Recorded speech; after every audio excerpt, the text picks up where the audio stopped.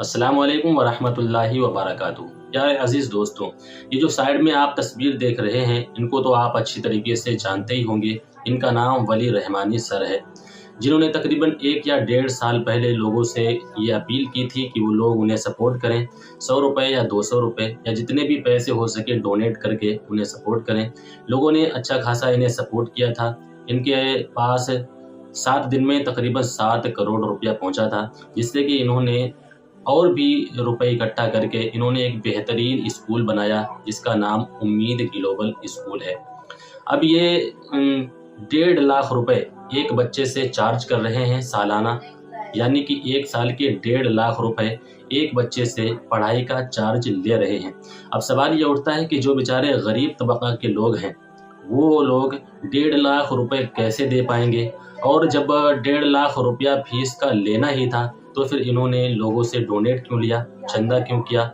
बहुत बड़े-बड़े सवाल उठते हैं। और ये भी सवाल है कि जो वली रहमानी सर हैं, ये स्कूल में अपना कितना चार्ज लेते हैं, यानी कि अपनी सैलरी कितनी लेते हैं? ये सारी की सारी बातें हम आपको वली रहमानी सर के मुँह से ही सुनवाने वाले हैं कि वो 1.5 लाख रुपए क्यों चार्ज कर रहे हैं और अपनी सैलरी कितनी ले रहे हैं, और आगे उनका प्लान क्या है कि वो बच्चों को किस तरीके से पढ़ाने वाले हैं। तो आप इस वीडियो को लास्ट तक ज़रूर देख लेना। ये बहुत ही इम्पोर्टेंट वीडियो है। हो सकता है इस वीडियो को देखने के बाद आपके अंदर भी कुछ जज्बा पैदा हो जाए, कुछ करने का जज्बा पैदा हो जाए, कुछ हिम्मत पैदा हो जाए। तो इस वीडियो को लास्ट तक ज़रूर देखना, बहुत ही इम्पोर्टेंट वीडियो है। अगर लास्ट तक ना देख पाएँ तो कम से कम इस वीडियो को 5 मिनट ज़रूर देख लेना। तो चलिए देर ना करते हुए वीडियो को स्टार्ट करते हैं और वली रहमानी सर का पूरा इंटरव्यू हम आपको दिखवाते हैं।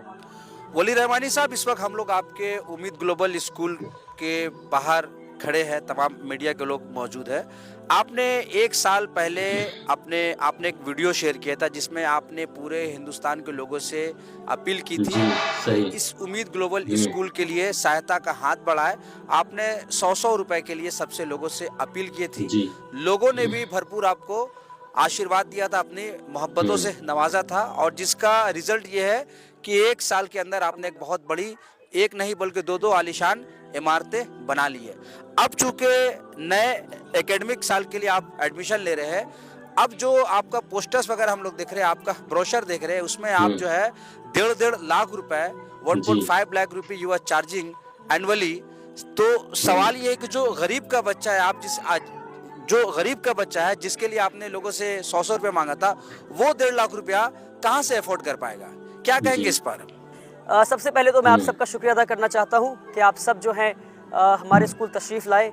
सारे जर्नलिस्ट का मैं शुक्रिया अदा करना चाहता हूँ कि आप सब, और मुबारकबाद देना चाहता हूँ कि आप वो काम कर रहे हैं जो जर्नलिस्ट को करना चाहिए, सच को लोगों के सामने लाने की कोशिश कर रहे हैं, और आप हिम्मत दिखाकर मुझसे सवाल पूछ रहे हैं। उम्मीद करता हूँ कि ऐसे मुझसे सवाल पूछते रहेंगे। आपने सवाल पूछा कि मैं जब 100-100 रुपये लेकर गरीब बच्चों के लिए स्कूल बनाया हूँ, तो मैं 1.5 लाख रुपये क्यों चार्ज कर रहा हूँ, क्या मैं चार्ज कर रहा हूँ या नहीं कर रहा हूँ? तो मैं बिल्कुल 1.5 लाख रुपये साल का फीस चार्ज कर रहा हूँ। मगर अब सवाल है कि किससे चार्ज कर रहा हूँ और क्यों चार्ज कर रहा हूँ। इस सवाल पे आने से पहले मैं एक बैकग्राउंड बनाना चाहता हूँ, बताना चाहता हूँ कि उम्मीद ग्लोबल स्कूल क्या है। क्या उम्मीद ग्लोबल स्कूल एक आम स्कूल है? नहीं, उम्मीद ग्लोबल स्कूल एक यूनिक स्कूल है। उम्मीद global school is not an ordinary school जहाँ बच्चे आए, पढ़े लिखे, पेट के लिए तालीम हासिल करें और जॉब सीकर्स बन के बाहर चले जाएं और नौकरी पे लग जाएं। नहीं, उम्मीद ग्लोबल स्कूल का एक मिशन है, वो ये, इस स्कूल से किस तरह से हम लीडर्स बनाकर दुनिया को दे सके। ऐसे लीडर्स जो गरीबी को, गुर्बत को इस मुल्क से दूर कर सके। ऐसे लीडर्स जो मुसलमानों को इस मुल्क में अपनी खोई हुई इज्जत वापस दिला सके इंशाअल्लाह। और इस बात को याद रखते हुए अब मैं इस बात पे आता हूँ बताने के लिए कि उम्मीद ग्लोबल स्कूल फर्दर क्यों है। हम CBSE करिकुलम फॉलो कर रहे हैं, हम इस्लामिक स्कूल हैं, ऐसा स्कूल जो कुरान भी पढ़ाता है, जो दीनियात भी पढ़ाता है, जो हदीस भी पढ़ाता है, जो साइंस भी पढ़ाता है, जो हिस्ट्री और ज्योग्राफी और फिजिक्स और केमिस्ट्री साथ में पढ़ाता है। एक ऐसा स्कूल है। और आपको जानकर हैरानी होगी कि हमारे यहाँ हम स्टेम एडुकेशन दे रहे हैं, यानी साइंस, टेक्नोलॉजी, इंजीनियरिंग और मैथमेटिक्स का। और हमारे स्टेम एडुकेशन की वजह से वर्ल्ड ट्रेड सेंटर पुणे, जो कि वर्ल्ड ट्रेड सेंटर न्यूयॉर्क की एक फ्रेंचाइजी इंडिया में है, उन्होंने हमें सर्टिफिकेशन दिया है कि हमारे curriculum is at par with international curriculum. यानी World Trade Center Pune New York का एक फ्रेंचाइजी इंडिया में है, उन्होंने हमें सर्टिफिकेशन दिया है कि उम्मीद ग्लोबल स्कूल, और वो सर्टिफिकेट आप चाहे तो प्रेस रिलीज के बाद आपको दे सकता हूँ और आप लोग इसको पब्लिश कर सकते हैं कि उन्होंने सर्टिफाई किया है कि हमारा स्कूल का करिकुलम इंटरनेशनल करिकुलम के एट पार है, अल्हम्दुलिल्लाह रब्बिल आलमीन। इसके साथ साथ एक यूनिक काम जो हम स्कूल में कर रहे हैं, जो पूरे इंडिया में शायद ही किसी स्कूल में, वो ये कि हमारे पास एक तरबियती निज़ाम है और हर बच्चा मेरे ज़ेरे निगरानी इस बच्चे की तरबियत हो रही है। एक अमेजिंग तरबियती निज़ाम हमारे यहाँ है। ऐसा तरबियती निज़ाम जहाँ बच्चे तहज्जुद के लिए उठते हैं। आप यकीन नहीं करेंगे, कई बच्चे हमारे तहज्जुद के लिए उठते हैं। एक बच्चा 6 महीने हो गए हमें यहाँ पे स्कूल शुरू किए, शायद ही कोई बच्चा होगा हमारे स्कूल में जिसने हमारे यहाँ दाखिला लिया हो, जो क्लास 1 से लेकर के क्लास 7 तक पढ़ता हो, जिसने अपनी फजर की नमाज मिस की हो। मैं फजर की नमाज की बात कर रहा हूँ, अल्हम्दुलिल्लाह रब्बिल आलमीन, and let me boast about it कि हमारे बच्चों ने फजर की नमाज नहीं मिस की है। एक ऐसा निज़ाम है, तरबियती निज़ाम, कि जहाँ बच्चे तहज्जुद के लिए उठते हैं, फजर के लिए उठते हैं, 5 वक्त की नमाज पढ़ते हैं, झूठ नहीं बोलते हैं, एक शानदार, एक बेहतर मुसलमान, अच्छे मुसलमान बनते हुए इंटरनेशनल करिकुलम हासिल कर रहे हैं। फुटबॉल ग्राउंड है, बास्केटबॉल ग्राउंड है, हम टीटी इंट्रोड्यूस करने वाले हैं। किक बॉक्सिंग में हमारे बच्चे नेशनल चैंपियन बन चुके हैं। स्टेट चैंपियनशिप की लास्ट 3 इयर्स की ट्रॉफी हमारे पास है। तो ये सारे बैकग्राउंड बताया ये समझाने के लिए कि क्या बैकग्राउंड में काम चल रहा है इन बच्चों को लीडर्स बनाने के लिए। हमने एक IT लैब सेटअप किया है जिसका ना फुल फॉर्म है इनोवेशन एंड टेक्नोलॉजी लैब। आपका सवाल ये था 1.5 लाख क्यों चार्ज कर रहा हूँ, मैं इस पर आता हूँ, मगर आप समझे कि हमने एक IT लैब सेटअप किया है जिस लैब में हम बच्चों को रोबोटिक्स सिखा रहे हैं, ड्रोन टेक्नोलॉजी, AI, कोडिंग, हम बच्चों को उसमें 3D डिज़ाइनिंग एंड प्रिंटिंग सिखा रहे हैं। सारी चीज़ें हम बच्चों को सिखा रहे हैं उस लैब में। ये सारी चीज़ों जानने के बाद अब मैं आपको बताता हूँ कि हाँ, मैं 1.5 लाख रुपए चार्ज कर रहा हूँ, मगर क्यों चार्ज कर रहा हूँ और किससे चार्ज कर रहा हूँ। एक फ़र्क आपको समझना पड़ेगा। हमारे यहाँ ये सारी चीज़ें जानने के बाद आपको क्या लगता है कि एक बच्चे पे क्या खर्च होगा सालाना, जिसको हम लीडर बनाने की कोशिश कर रहे हैं। वो बच्चा नहीं जो पेट के लिए पढ़ रहा है, पढ़ के जाके फिर सोसाइटी की लाइबिलिटी बन जाए, फिर नौकरी के लिए जाए। नहीं, हर बच्चा जो यहाँ से पढ़ के निकलेगा ऐसा 10 और स्कूल खोलेगा और जॉब सीकर्स नहीं बल्कि जॉब प्रोवाइडर्स बनेगा, कम्युनिटी का लीडर बनेगा। ऐसी प्रोग्राम में एक बच्चे पे क्या लगता है आपको, क्या खर्च होगा बताइए मुझे? मिनिमम क्या खर्च होगा साल का बताइए? आप 3 लाख कह रहे हैं, आप कोई और बताइए? चलिए मैं आपको हकीकत बताता हूँ, एक बच्चे पे 70,000 रुपये खर्च है। कितना खर्च है? 70,000 रुपये एक बच्चे पे खर्च है, ईयरली खर्च है, ठीक है, क्योंकि हमारा प्रोग्राम ऐसा है। और मैं बताना भूल गया, शानदार खाना, 2 टाइम फल, फिर दूध, ये सारी चीज़ें, मछली, पनीर, चिकन, सारी चीज़ें, अमेजिंग डाइट बच्चों के लिए, ऐसी डाइट जिसको खाकर बच्चे सच में लीडर बन सके इंशाल्लाह। इन सब के बावजूद हमारा जो एक बच्चे पे खर्च है सालाना, वो 70,000 रुपये एक बच्चे पे खर्च है। हमारा स्कूल का कैपेसिटी जो है वो 1000 बच्चों का है। अगर 1000 बच्चे पूरे स्कूल में आ गए तो एक साल में हमारा क्या खर्च होगा बताइए? 70,000 इंटू 1000 कितना हो गया? 7 करोड़। यानी हमारे स्कूल का हर साल एक्सपेंडिचर 7 करोड़ होने वाला है। हर साल एक्सपेंडिचर कितना होने वाला है? 7 करोड़। मैं एक बार 7 दिन में 7 करोड़ रुपए रेज कर लिया तो पूरी दुनिया ने मुझे सराहा और मेरी तारीफ की और कहा वाह वाह, आपने 7 दिन में 7 करोड़ जमा कर लिया, आपने कमाल कर दिया। अब सवाल का जवाब दीजिए मेरा, क्या मैं 7 करोड़ हर साल जमा कर पाऊंगा? एक बार जमा कर लिया, मान लीजिए अगले साल फिर जमा कर लूँ, उसके अगले साल फिर जमा कर लूँ और उसके अगले साल ना जमा कर पाए, फिर क्या करूँगा? बच्चों को मैं सैलरी कहाँ दूंगा? टीचर्स को सैलरी कहाँ से दूंगा? बच्चों को खाना कहाँ से दूंगा? इलेक्ट्रिसिटी बिल कहाँ से भरूंगा? क्योंकि एक बच्चे पे 70,000 रुपये खर्च है और अगर 1000 बच्चे पढ़ते हैं 7 करोड़ स्कूल का खर्च होने वाला है। तो 7 करोड़ रुपए हर साल में कहाँ से लाऊंगा? और बाय चांस अगर ये 7 करोड़ किसी एक साल में जमा नहीं कर पाया मैं, तो क्या मैं स्कूल बंद कर दूँ? ये बिल्डिंग खाली हो जाए? तो हम एक सस्टेनेबल मॉडल के टुवर्ड्स जाने की कोशिश कर रहे हैं। इसलिए हमने ये नया स्कीम निकाला, हमने एक स्ट्रैटेजी बनाया कि हम 25% बच्चों से फीस लेंगे और 75% बच्चे हमारे स्कूल में फ्री ऑफ कॉस्ट पढ़ेंगे, जिस तरह से पिछले 6 साल से पढ़ रहे हैं। एक और बात वाज़ेह कर दूं, लोगों को लगता है कि पहला साल मेरा स्कूल का है।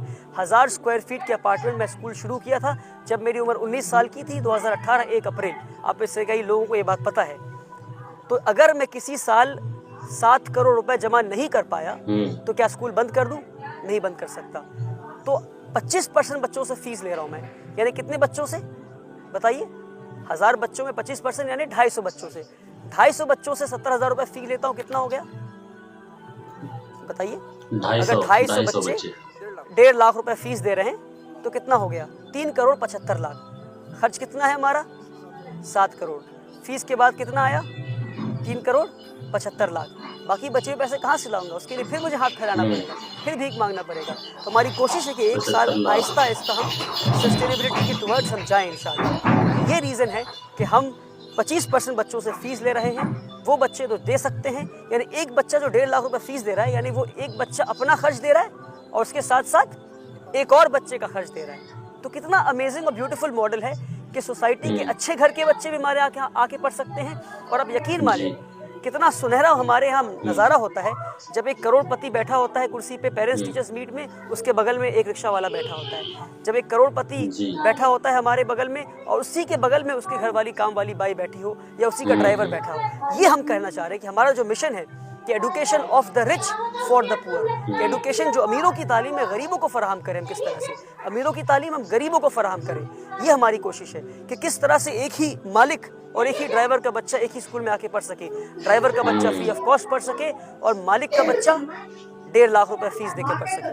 तो इसलिए हम 1.5 लाख रुपए फीस दे रहे हैं। उम्मीद करता हूँ कि आप इस सवाल का मैं जवाब दे पाया। जी वली रहमानी साहब, ये है कि जिस तरह से स्कूल यहाँ कामयाबी से चल रहा है, सैलरी क्या आप यहाँ से सैलरी लेते हैं तो कितना लेते हैं? आपने पूछा कि जिस तरह से स्कूल चल रहा है क्या मैं सैलरी लेता हूँ। मैं पिछले 6 साल में सैलरी नहीं लिया हूँ और मेरी आगे भी नियत नहीं है कि मैं सैलरी लूँ। इसलिए नहीं क्योंकि सैलरी लेना गलत है, बल्कि सैलरी लेना चाहिए मुझे, अच्छी सैलरी लेना चाहिए मुझे, बल्कि इसलिए क्योंकि मैं एक अच्छे वेल टू डू फैमिली से आता हूँ। My father is a businessman, he is established businessman, और मुझे पैसों की ज़रूरत नहीं है। My father takes care of my bills, he pays of all my bills. और मेरे वालिद साहब की तरफ से हुक्म है कि मैं सैलरी ना लूँ। मगर हाँ, अगर आप कहेंगे तो मैं अपना अपॉइंटमेंट लेटर दिखा सकता हूँ। मैं भी एक स्कूल का एक एम्प्लॉय हूँ। I am acting in the capacity of the school secretary. मैं अपना अपॉइंटमेंट लेटर दिखाऊंगा जिसमें लिखा है कि मेरी सैलरी 70,000 रुपये है और ये लिखा है मेरे अपॉइंटमेंट में कि मेरी मर्ज़ी से ये सैलरी मैं ड्रॉ नहीं करूँगा। और हमने ये सिस्टम इसलिए बनाया है ताकि मेरे बाद कोई और बैठे जिसे पैसे की ज़रूरत हो इस कुर्सी पर, वो सैलरी ड्रॉ कर सके। तो आपने इस पूरी वीडियो को देख लिया होगा, वली रहमानी का पूरा इंटरव्यू सुन लिया होगा। वो कह रहे हैं कि हम 1.5 लाख रुपए सालाना फीस तो लेते हैं, लेकिन जो अमीर बच्चे हैं उनसे लेते हैं, 25% बच्चों से लेते हैं, जो गरीब हैं उनसे कोई भी चार्ज नहीं लेते। और जब सैलरी की बात आई कि वली रहमानी साहब सैलरी लेते हैं या नहीं लेते, तो उन्होंने साफ कह दिया कि हम सैलरी लेना चाहें तो ले सकते हैं, लेकिन हम अपनी तरफ से सैलरी माफ़ कर देते हैं, छोड़ देते हैं। हमने 6 सालों में कोई भी सैलरी नहीं ली है। तो वली रहमानी ने बहुत ही बेहतरीन स्कूल बना के तैयार किया है, इसमें तो पूरा हिंदुस्तान उनकी तारीफ़ कर रहा है। लेकिन अब आप इस वीडियो पर क्या कहना चाहते हैं कमेंट सेक्शन में कमेंट करके अपनी राय ज़रूर दें और ज़रूर बताएं कि क्या अब उन्हें क्या करना चाहिए, क्या नहीं करना चाहिए। बच्चों से सैलरी लेना चाहिए या फिर और रुपए इकट्ठा करना चाहिए, डोनेशन इकट्ठा करना चाहिए। आपकी इस पर क्या राय है कमेंट करके ज़रूर बताएं। इसी के साथ आज की इस वीडियो का इख्तिताम करते हैं। अल्लाह हाफिज़।